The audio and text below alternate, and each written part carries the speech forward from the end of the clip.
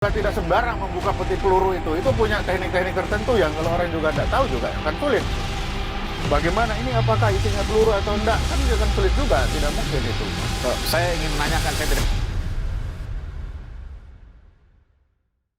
Wah, serem banget ya konfliknya. Iya, kok bisa ya konflik separah ini terjadi di Indonesia?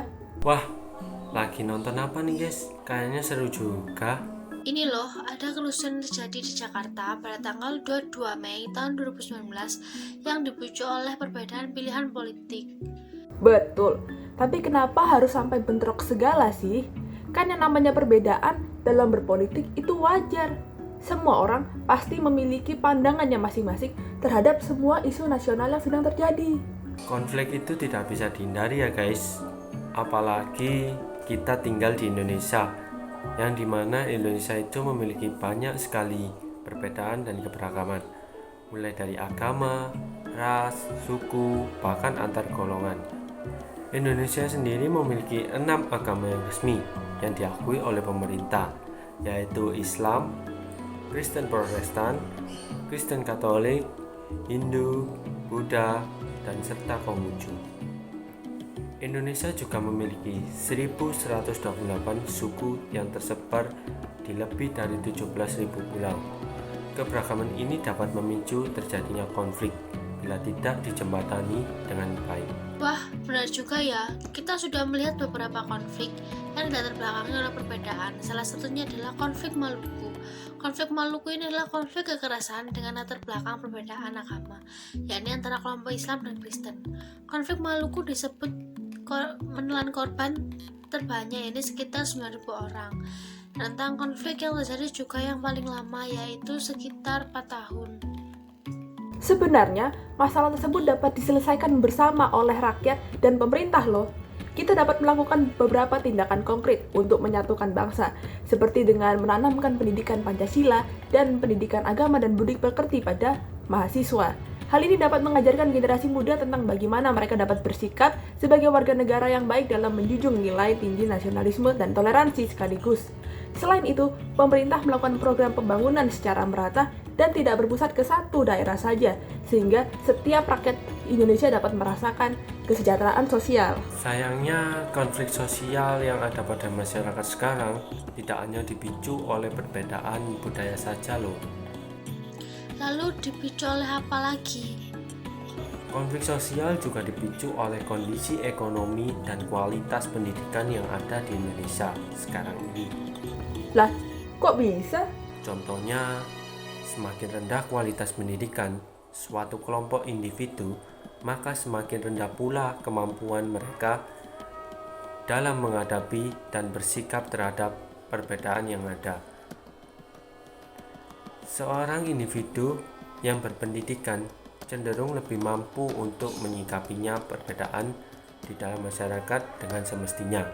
Sementara yang tidak tahu ya tahu sendirilah apa yang terjadi. Apalagi Indonesia sekarang ini masuk kategori negara berkembang. Wajar aja sih kalau masih banyak masyarakat Indonesia yang belum mampu untuk menyikapi perbedaan dengan baik.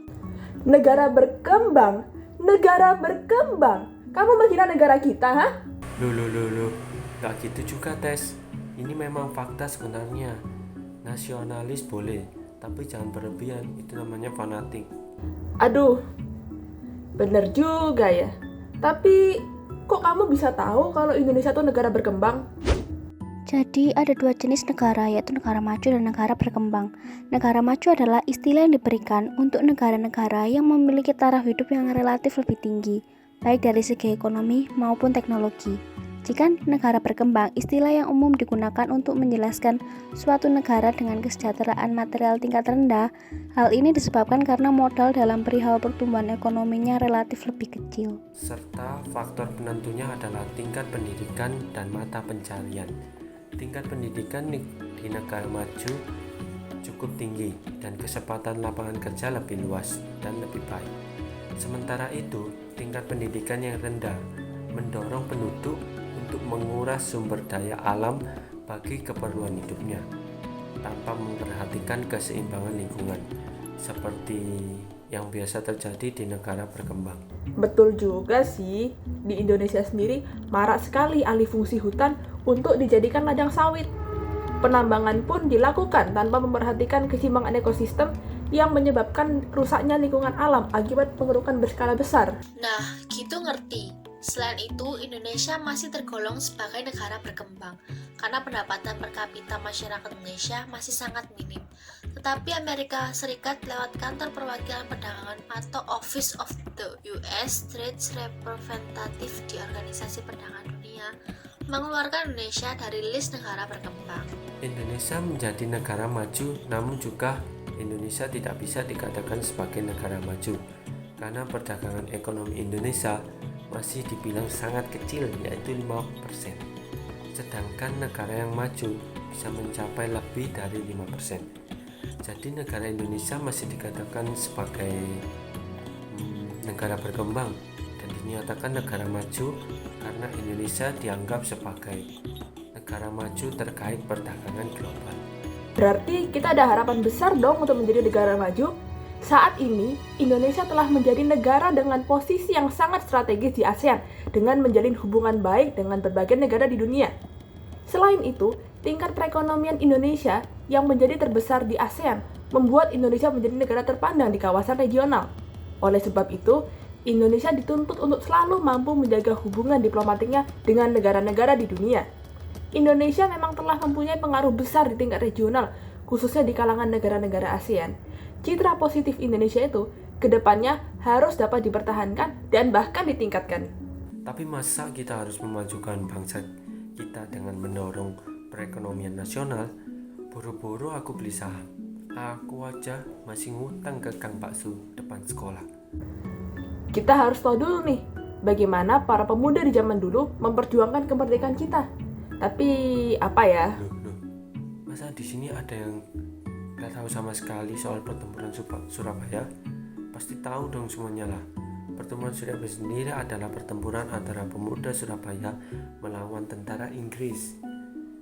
Hal itu dipicu setelah tidak mau menyerahnya pemuda Surabaya terhadap Inggris setelah diberi ultimatum. Nah, keren gak tuh? Pemuda lawan Inggris loh. Gimana? Pondo nekat, bonek. Keren sih, keren. Tapi bukannya kekuatan kita beda jauh? Para pemuda tidak memiliki senjata secanggih Inggris. Dan bahkan setelah peperangan panjang selama 3 minggu pun, pasukan Inggris berhasil menduduki kota Surabaya yang menyebabkan kalahnya pasukan Republik.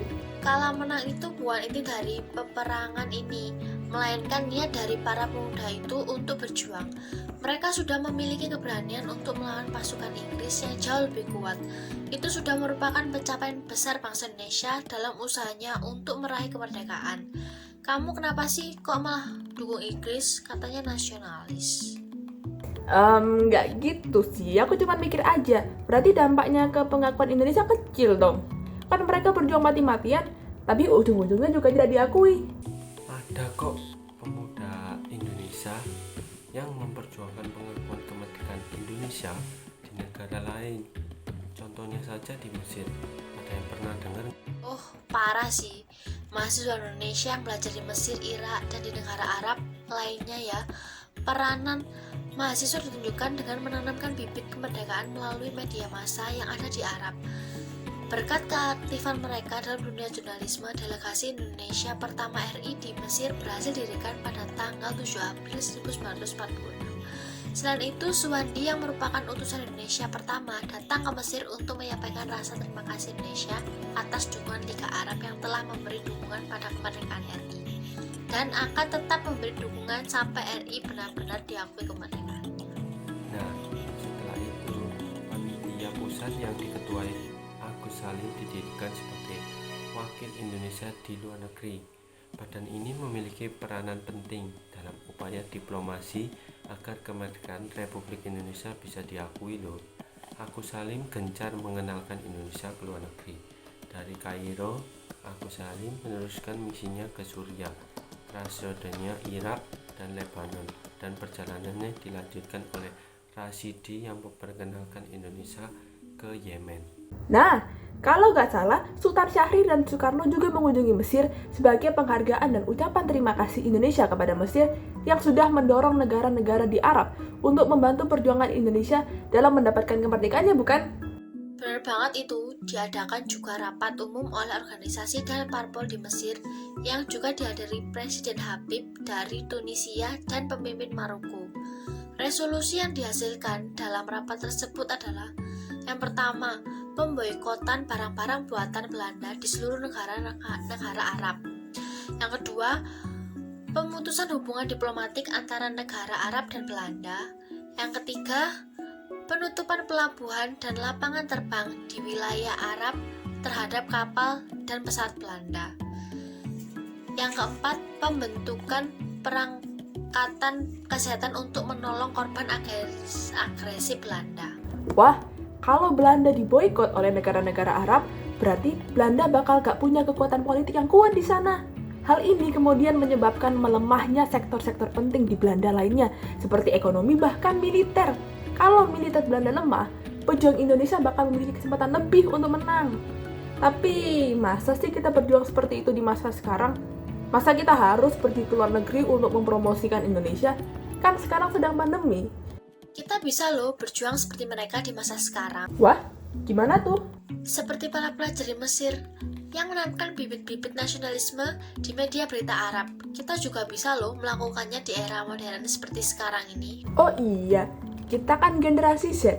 Kita sangat dekat terhadap teknologi. Kita dapat melakukan pendekatan budaya populer seperti menyisipkan unsur-unsur nasionalisme di event-event tertentu, contohnya acara musik, pentas seni, olahraga, dan lainnya. Pemaknaan terhadap budaya pop atau populer sendiri adalah budaya massa yang dikonsumsi oleh masyarakat umum hingga dapat mempraktekannya di dalam kebudayaan awalnya. Contohnya saja, penggunaan sosial media seperti TikTok dan Instagram. Pengguna sosial media tersebut banyak yang mempraktekkan budayanya dari masyarakatnya sendiri. Pendekatan melalui budaya populer dapat menjangkau masyarakat internet yang lebih luas, mengingat masyarakat modern cenderung lebih tertarik pada tren yang populer dan unik loh. Tapi jika konten nasionalisme tersebut tersebar luas, kemungkinan buruknya adalah tren tersebut akan disalahgunakan dan akhirnya menyebabkan pelencengan visi atau tujuan. Sebagai contoh, banyaknya tren-tren komedi modern di media sosial seperti TikTok maupun Instagram yang perlahan melenceng menjadi konten yang tidak sopan dan justru mengandung unsur sara atas dasar dark jokes kayaknya yang lagi rame di TikTok itu. Nah, untuk mengantisipasinya, pihak yang berwajib memberikan sanksi seperti halnya yang tercantum di UUD maupun UU ITE yang dimana hal tersebut tidak semena-mena dibuat candaan ataupun gurauan. Dan setiap perorangan harus menjadikan Pancasila sebagai pandangan hidup bermasyarakat di negara Indonesia. Benar juga ya, dan semua itu kembali lagi ke diri kita sendiri. Apakah kita dapat memanfaatkan media yang ada dengan baik atau tidak? Kalau begitu, mau nggak nih kita bikin konten bareng-bareng tentang nasionalisme? Mau. What are you guys talking about? Ini siapa? Ini kok bawa senapan? Lah, dia jangan-jangan datang karena kita bahas pertempuran Surabaya tadi deh. Ih, kayak hantu saja, datang kalau diomongin. I don't understand. Duh, dia gak paham kita ngomong apa guys, tapi kayaknya dia baik. Coba sih kita jelasin. So, first of all, we are talking about the current conflicts that sparked throughout the nation a few years ago. We found out that the conflict was due to the diversity we have in this country. We have a lot of differences such as religions, races, and even political views. Some people still have such a radical mindset because not everyone could have a nice education that could help them to see diversity better. Some people are not lucky enough that it's even hard for them to go to school.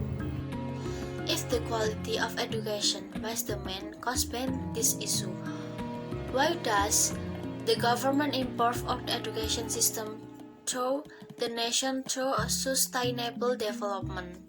It's not an easy thing to do because Indonesia is still a developing country. We have many more issues other than education problems that need to be solved. There is still a long way for us to become a developed country. Therefore, we need to improve our economy by managing our powerful position on the Southeast Asian market. Other than that, we must look back into our past on how the 40 students helped Indonesia to be recognized worldwide if we want to fix our national problem as Gen Z youth. During the National Revolutionary period, some Indonesian students who study abroad tried their best to spread the news of our independence in some Arab countries. The Dutch power in Indonesia slowly got weaker as many Arab countries began to side with Indonesia by cutting their diplomatic relationship with the Netherlands. Unfortunately, we can no longer do such way to fight for our nation now since we are no longer colonized by any countries but by ourselves. Therefore, we must find a new modern way if we want to improve our nation during this globalization era. We can create some creative content with a nationalistic theme to spark the nationalism of our young generation. No, I get it. Anyway, we're about to create a cool video together. Wanna join us? Sure, why not?